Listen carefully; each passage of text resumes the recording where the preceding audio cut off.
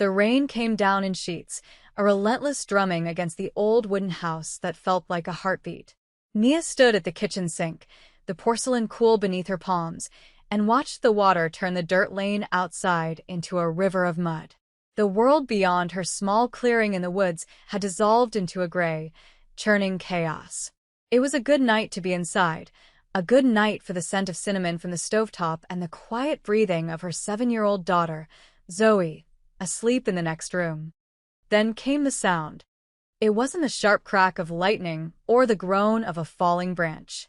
It was a wet, heavy thud, a sound of substance and finality, somewhere near the woodpile at the edge of her property.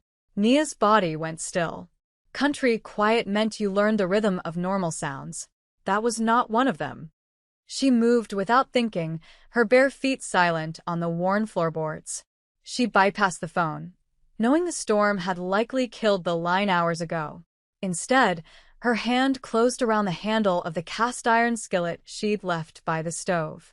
It was heavy, solid, a comforting weight in the face of the unknown. She didn't turn on the porch light. She didn't call out. She simply opened the door a crack and peered into the deluge.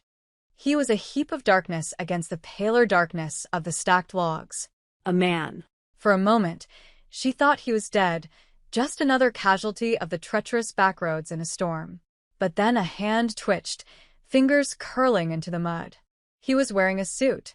Even soaked through and covered in grime, the cut of it was unmistakable. It was a garment that had no business being in her woods, a piece of another world entirely, tailored and impossibly expensive. Her principles warred with her survival instinct. A man was hurt, but a man in a suit like that, collapsed in the middle of nowhere during a biblical storm, was not a simple car accident victim.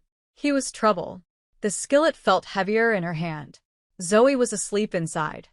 But the rain was cold, and the man was bleeding. She could see the dark stains spreading on the side of his jacket, a slick, oily black in the gloom. She couldn't leave him there. Whatever he was still a man. Her competence, the part of her that had gotten her and Zoe through everything, took over. She made a choice. Dragging him inside was a nightmare. He was heavy, a dead weight of muscle and fine wool. She got him onto the braided rug in the living room, his head lolling to the side. The rain and mud and something metallic and coppery began to fill her small, clean house. Under the dim light of a single lamp, she saw him clearly for the first time. His face was carved from hard angles, cheekbones sharp enough to cut glass, a strong jaw shadowed with stubble. A thin, white scar ran parallel to his jawline, an old story written on his skin. His black hair was plastered to his forehead. He was Asian, Korean, she thought, with eyes that were currently closed, shielding whatever lay behind them. She carefully cut away the fabric of his shirt and the jacket. The suit was a Tom Ford. She recognized the label from a magazine, a detail so absurdly out of place it was almost funny. The wound was a deep, ragged gash on his side. It looked like a gunshot. Her breath hitched. This was worse than trouble. This was the kind of trouble that came with other people looking for you. She worked quickly, her hands steady. She cleaned the wound with antiseptic from her first aid kit, her touch professional and impersonal. She found the exit wound on his back, cleaner, a through and through. Lucky. As she was applying pressure to stop the bleeding, his eyes snapped open. They were not the hazy eyes of a man in shock. They were dark, sharp, and utterly lucid. They took in the room, her face, her hands on his body, all in a single, sweeping assessment. There was no fear in them. No gratitud. Only a cold, unnerving intelligence. Who are you? His voice was a low rasp, the English perfect but accented. The person keeping you from bleeding to death on their floor, Nia replied, her tone clipped. She refused to be intimidated in her own home. Don't talk. He ignored her, his gaze flicking to the skillet she'd left by the door. You were going to hit me with that. It crossed my mind, she admitted, pressing harder on the wound. He didn't flinch. He watched her for a long moment, his eyes tracking the movement of her hands. He seemed to be calculating, weighing variables she couldn't begin to guess. Finally, he closed his eyes again, a silent, grudging surrender to his body's weakness. She managed to stitch the worst of it closed, her movements deft from years of mending Zoe's clothes and her own. She wrapped his torso in clean bandages. He needed a doctor, a hospital, but the storm and the gunshot wound made that impossible. They were trapped. When she was done, she found him some of her late husband's clothes, a soft gray sweatshirt and sweatpants. They were too short, too broad in the shoulders, but they were dry. He changed without a word of complaint, his movements economical and precise, even when pain clearly shot through him. He set his ruined suit aside with a kind of reverence, folding the jacket despite the blood and the mud. He settled onto her couch, his posture rigid. The silence in the small house was thick, broken only by the storm and Zoe's soft snores from the other room. He saw her glance toward the bedroom door. "You have a child?" he asked. The question was flat, an observation. "A daughter," Nia said, her voice betraying nothing. "She's 7. His gaze drifted to the refrigerator, where one of Zoe's drawings was held by a magnet. A crayon rendering of a princess with brilliant brown skin and a wild tangle of black curls, standing next to a smiling son. A flicker of something unreadable passed through his eyes before the mask of cold composure slid back into place. He did not ask her name. He did not offer his own. They were two strangers, bound by a storm and a secret written in blood on her living room floor. Nia didn't sleep. She sat in the armchair across from him, the skillet on the floor by her feet, and watched him. He seemed to rest but not sleep, a predator conserving its energy, aware of every creak of the old house. The storm broke with the dawn. Sunlight, watery and pale, filtered through the windows. The world outside was washed clean, green and glistening. The quiet was absolute. Nia went to the window, expecting to see the familiar sight of her woods, the steam rising from the damp earth. Instead, her blood ran cold. Lining the narrow dirt lane, parked with surgical precision, was a fleet of black cars. Sedans and SUVs, all gleaming, all identical, all menacing in their silent perfection. There weren't just a few. There were dozens. 50, at least. They surrounded her small, insignificant house like wolves circling a wounded animal. The world had found him. And in doing so, it had found her and Zoe, too. The man on her couch was already on his feet, standing beside her at the window. He looked not with alarm, but with the weary annoyance of a king surveying his court.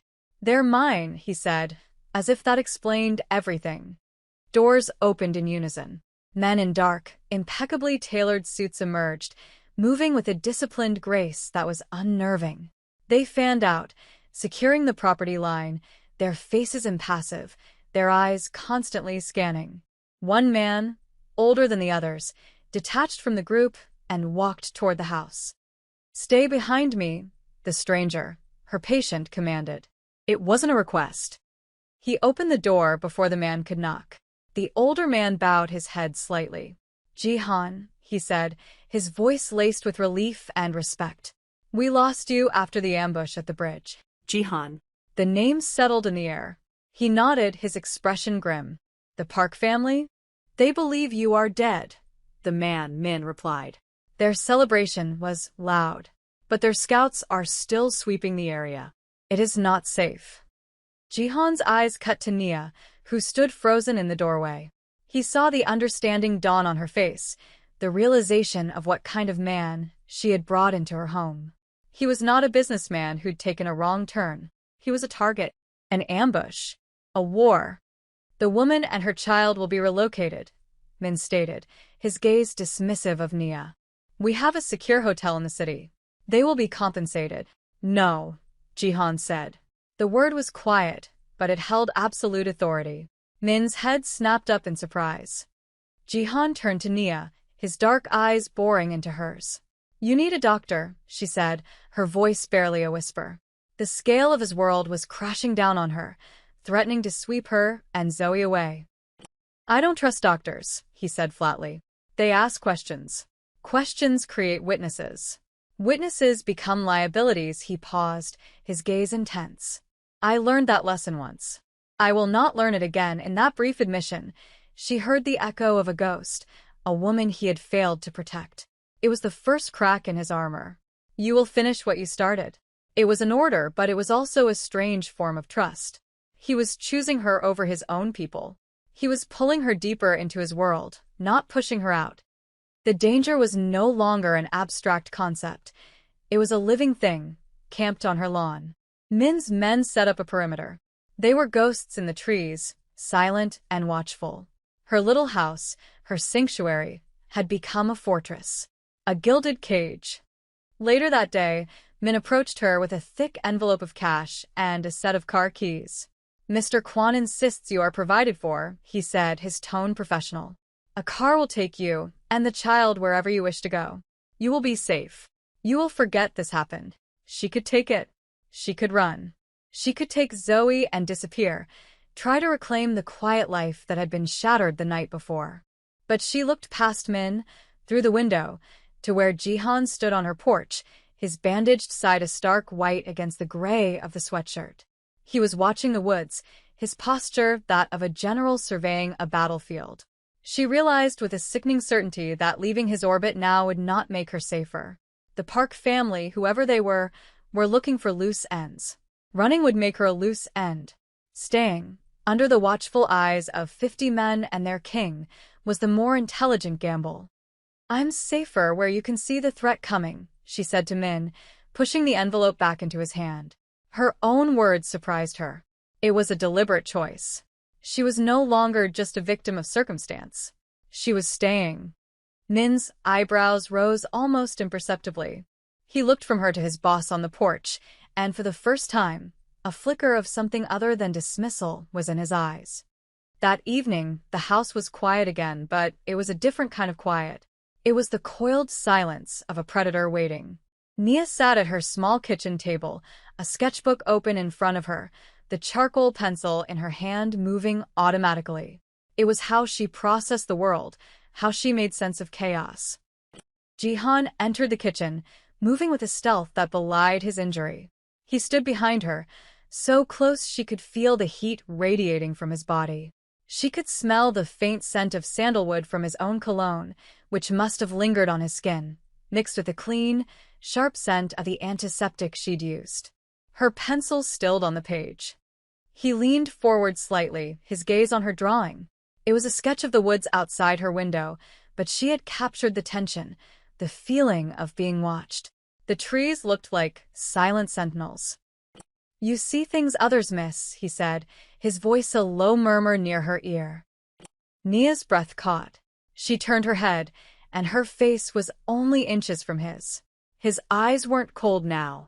They were dark and deep, and in them, she saw a flicker of something she hadn't seen before.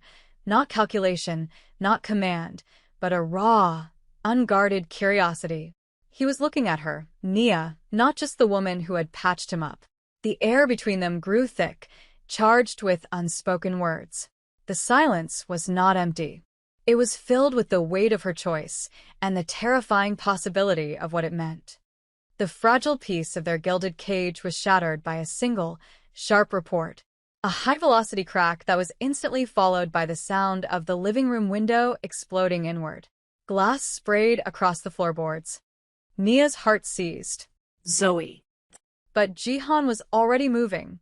He moved faster than anything human had a right to, a blur of motion that defied his injury. He crossed the room in 2 long strides, grabbing Zoe from where she was playing with her dolls and shielding her small body with his own as he dropped to the floor behind the couch. Wood splinters from the window frame rained down, one of them grazing his arm, drawing a thin line of red. His men were instantly in motion outside, their voices clipped and professional over radios. The threat was neutralized in under a minute. But the violation had occurred. The sniper's bullet had been a message, aimed at him, but it had torn through her home, endangered her child. The war was no longer on her lawn, it was in her living room. Jihan held Zoe for a moment longer than necessary, his hands splayed across her back. When he looked up at Nia, his eyes were black with a fury so cold it was terrifying. It was the look of a man whose most sacred line had been crossed. The threat had become personal. 2 hours later, Min and 2 other men brought a captive to the old barn behind the house. He was one of the park scouts, a young man with terror in his eyes. They forced him to his knees on the dirt floor. Jihan entered the barn, his face a mask of cold fury. Nia watched from the house, her stomach twisting. She knew what was about to happen. This was his world, the brutal calculus of information and retribution. The scout started begging, his voice cracking. He spoke of his family, his children. Jihan's expression didn't change. He picked up a rusty pair of pliers from a workbench. Nia told herself to look away, to go to Zoe, to pretend this wasn't happening in the place where she used to store firewood and old garden tools. But she couldn't. She walked out of the house and into the barn, her footsteps unnaturally loud in the tense silence. "Leave," Jihan said without looking at her. She ignored him. She walked to the old water pump in the corner, filled a dusty glass, and brought it over. She didn't look at the terrified man on his knees. She looked directly at Jihan. She held out the glass. "He can't talk if he chokes," she said, her voice perfectly level. The air went still. Min stared at her, his mouth slightly agape. Jihan's eyes locked onto hers. He saw no judgment in her face, no plea for mercy. He saw only a chilling pragmatism that mirrored his own. She wasn't trying to save the man, she was trying to get the information they needed. She had crossed a line. In that moment, she stopped being an outsider and became a participant in the grim reality of his world. He took the glass from her, his fingers brushing hers. The brief contact was like a spark of electricity. That night, after the scout had been taken away and the new information processed, they found themselves alone in the kitchen again. The adrenaline had faded, leaving a hollow exhaustion in its wake. Zoe was safely asleep, a guard posted outside her door. Jihan stood by the counter, watching Nia as she wiped down surfaces that were already clean. "You should be afraid of me," he said. It was not a threat. It was a quiet, honest statement. She stopped wiping, her back still to him. "I am," she admitted, her voice low. She turned to face him, her eyes meeting his without flinching. "But I think you're more afraid of what happens when you fail to protect someone than I am of you." His composure cracked. For a heartbeat, she saw the man behind the monster, the man haunted by the ghost he'd mentioned. The vulnerability was so stark it made her ache. "In my world," he said, his voice rough with an emotion he rarely allowed himself, "kindness is a liability. Decency is a weakness." He took a step closer, his presence filling the small space. "You are a dangerous complication, Nia." It was the most intimate confession he could make. He wasn't talking about the logistics of the war with the Parks. He was talking about her, about the effect she was having on him. He said her name, Nia, and it sounded different from anyone else. It sounded like a claim. The information from the scout was grim.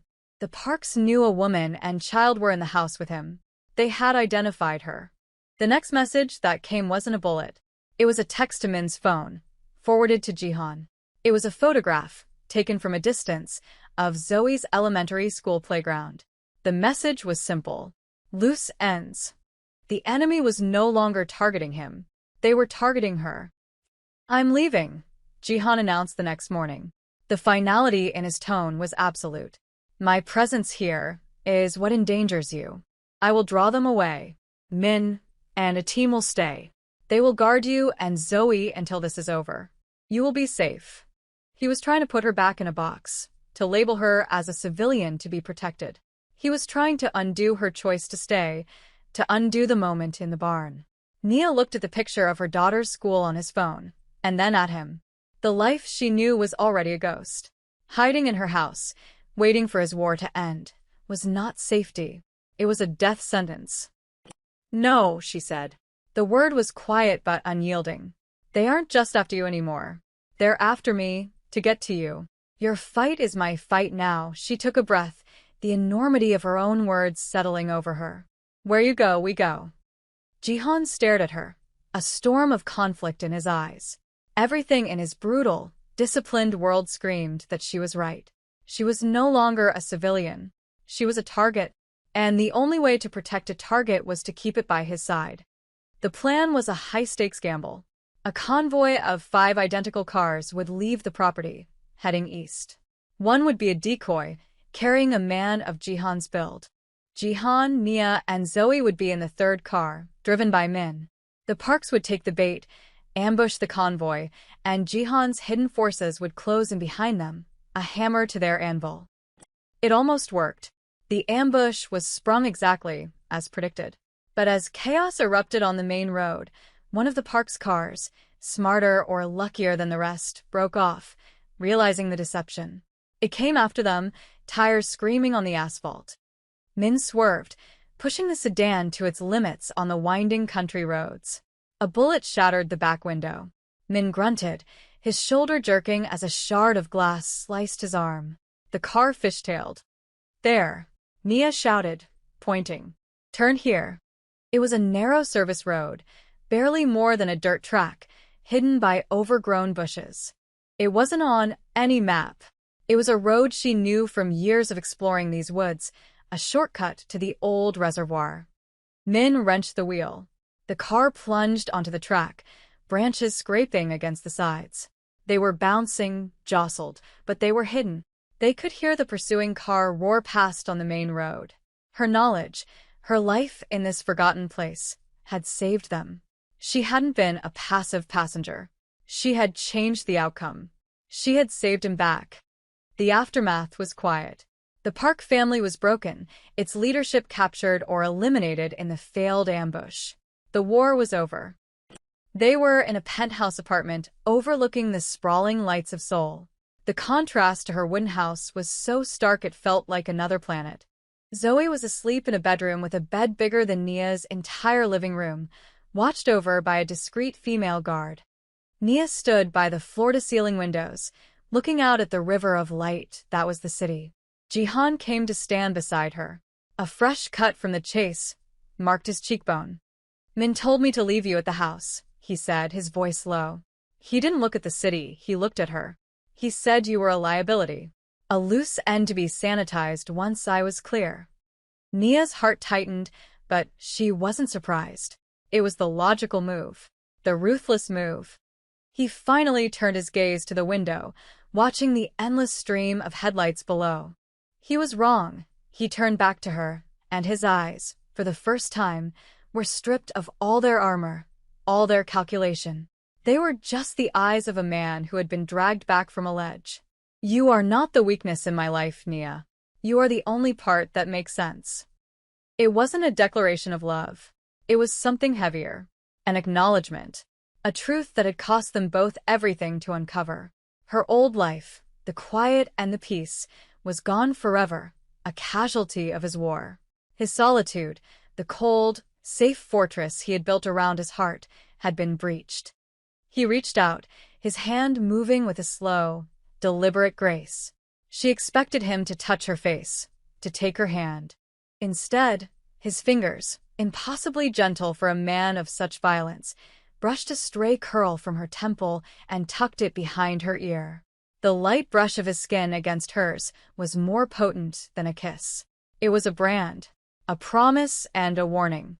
She didn't flinch. She didn't pull away. She leaned into the touch, a barely perceptible surrender that was also a choice. Below them, his empire of steel and light glittered, a dangerous, beautiful kingdom. It was not the world she had been born into, but it was the one she was choosing now, standing beside him, ready to face whatever came next.